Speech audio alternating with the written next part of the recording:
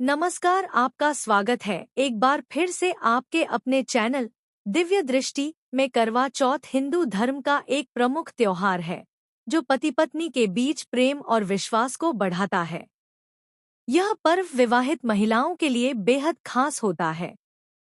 इस दिन महिलाएं अपने पति की लंबी उम्र और समृद्धि के लिए बिना पानी पिए उपवास रखती हैं, जिसे चांद के दर्शन के बाद तोड़ा जाता है। इस साल करवा चौथ 20 अक्टूबर 2024 को मनाया जाएगा। परंपरा के अनुसार व्रत की शुरुआत सुबह सूर्योदय से पहले सरगी खाकर की जाती है, जिसे लगभग 2 घंटे पहले खाया जाता है। इस दिन सूर्योदय सुबह 6:25 बजे होगा और 6:25 से 6:46 तक भद्रा का समय रहेगा, जिसमें कोई शुभ कार्य नहीं किया जाता। पूजा का शुभ मुहूर्त 20 अक्टूबर 2024 की शाम 5:46 बजे से लेकर 7:02 बजे तक होगा। इस दौरान आप करवा माता की पूजा कर सकते हैं और कथा सुन सकते हैं। इस व्रत के पीछे एक कहानी भी है, जिसे सुहागिन महिलाएं हमेशा जानने की इच्छा रखती हैं। करवा चौथ व्रत की कहानी भी एक ऐसी कथा है जिसमें एक पतिव्रता पत्नी अपने मरे हुए पति को पुनर्जीवित कर देती है। अब मैं तुम्हें करवा चौथ की कथा सुनाता हूँ, इसे ध्यान से सुनो। कृष्ण ने द्रौपदी को करवा चौथ की कथा सुनाई। प्राचीन काल में एक धर्मपरायण ब्राह्मण था, जिसके 4 पुत्र और एक गुणी पुत्री थी। उसकी पुत्री ने विवाह के बाद करवा चौथ का व्रत रखा, लेकिन चंद्रोदय से पहले ही भूख के कारण वह व्रत तोड़ने को मजबूर हो गई। उसके भाइयों ने पीपल के पेड़ के पीछे एक नकली चंद्रमा बनाकर उसे दिखा दिया। उस समय छोटी और उसकी सास के बीच किसी बात पर बहस हो रही थी और छोटी बार बार कसम खा रही थी, मैंने कुछ गलत नहीं किया, मुझे बंडा भैया से ज्यादा कोई प्यारा नहीं है। मैं उन्हीं की कसम खाकर कहती हूँ कि मैंने कुछ नहीं किया। यह सुनकर बंडा सोचने लगा, जो मुझसे इतना प्यार करती है, मैं उसे कैसे नुकसान पहुंचा सकता हूँ। वह चुपचाप बिना कुछ कहे वापस घर लौट गया। जब उसकी माँ ने पूछा, क्या तुमने बहन से बदला लिया, तो बंडा बोला, माँ, बहन से कैसा बदला। तभी से बंडा और छोटी के बीच भाई बहन का गहरा प्रेम हो गया। हर साल चौथ के दिन बंडा करवा लेकर जाता और उसकी बहन बड़े प्यार से करवा चौथ का व्रत करती। बोलो करवा माता की जय। आइए अब दूसरी कथा का श्रवण करते हैं। एक समय की बात है कि एक साहूकार के 7 बेटे और एक बेटी थी, जिसका नाम करवा था। करवा का विवाह हो चुका था और वह मायके आई हुई थी। सातों भाई अपनी इस इकलौती बहन से बेहद प्रेम करते थे और उसका हर तरह से ध्यान रखते थे। एक दिन शाम के समय सभी भोजन के लिए बैठे। उस दिन कार्तिक मास की कृष्ण पक्ष की चतुर्थी तिथि थी और घर में साहूकार की बहुओं के साथ करवा ने भी चतुर्थी का व्रत रखा हुआ था। जब साहूकार के बेटे भोजन करने लगे तो उन्होंने अपनी बहन से भी भोजन करने को कहा, पर करवा ने कहा, भाई, अभी चांद नहीं निकला है। जब चांद निकलेगा तब मैं अर्घ्य देकर व्रत पूरा करके भोजन करूंगी।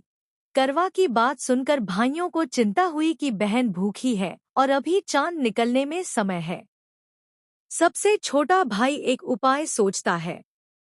वह बाहर जाकर एक दूर के पेड़ पर दीपक जलाकर छलनी से चांद जैसी रोशनी पैदा करता है। फिर वह अपनी बहन से कहता है, देखो बहन, चांद आ गया है, अब भोजन कर लो। करवा यह सुनकर अपनी भाभियों से भी कहती है, देखो भाभी, चांद निकल आया है, अब आप लोग भी व्रत खोलकर भोजन कर लो। लेकिन भाभियों ने कहा, ननद, यह चांद तुम्हारा है, हमारा नहीं। करवा ने भाइयों की बात पर भरोसा करके अकेले ही भोजन करना शुरू कर दिया। जैसे ही उसने पहला निवाला लिया, उसे छींक आ गई। दूसरे निवाले में बाल आ गया और तीसरे निवाले के समय उसे ससुराल से संदेश मिला कि उसके पति की तबीयत बहुत खराब है और वह तुरंत ससुराल आ जाए।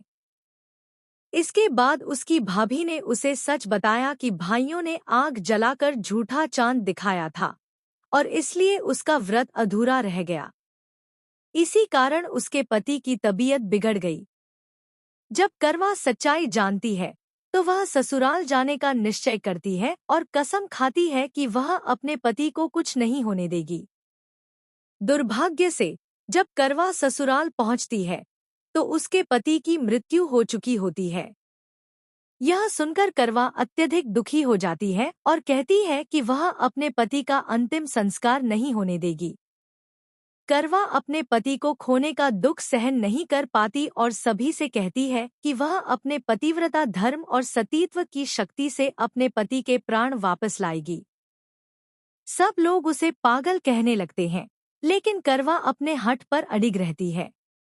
उसके पति को श्मशान ले जाया जाता है, पर करवा वहां पहुंच जाती है और अंतिम संस्कार रुकवाने की जिद करती है।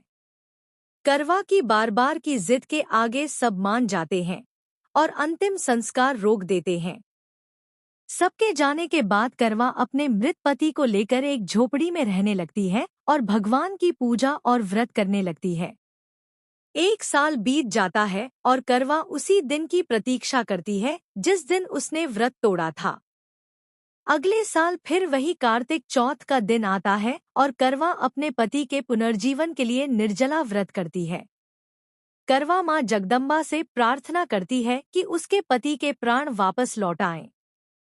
मां जगदम्बा करवा के व्रत से प्रसन्न हो जाती है और उसे बताती है कि उसके पति के प्राण उसकी सबसे छोटी भाभी के पास हैं, क्योंकि सबसे छोटे भाई ने ही उसे झूठा चांद दिखाया था। करवा अपनी सबसे छोटी भाभी के पास जाती है और उनके पैर पकड़कर कहती है, मुझे मेरा सुहाग वापस दिलवा दो। भाभी आखिरकार मान जाती है और अपनी छोटी उंगली चीरकर अमृत जैसा रक्त निकालती है और करवा के पति के मुंह में डाल देती है। जैसे ही अमृत उसके पति के मुंह में जाता है, वह जय गणेश, जय गौरी कहते हुए पुनः जीवित हो जाता है। इस प्रकार भगवान की कृपा से करवा का पति जीवित हो जाता है। करवा मां गौरी से प्रार्थना करती है, हे मां, जैसे आपने आज मेरे सुहाग को फिर से लौटाया, वैसे ही सभी स्त्रियों को चिर सुहाग का आशीर्वाद दीजिए।